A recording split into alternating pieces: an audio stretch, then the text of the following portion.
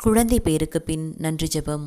நன்மைகளின் நாயகியான புனித ஜீவமாதாவே, அனைத்து உயிர்களின் ஆதி காரணராக இருக்கும் இறைவனிடமிருந்து குழந்தை பாக்கியத்தை எங்களுக்கு பெற்றுத்தந்த கிருபைக்காக நாங்கள் உம்மை மகிமையோடு வணங்கி போற்றுகின்றோம்.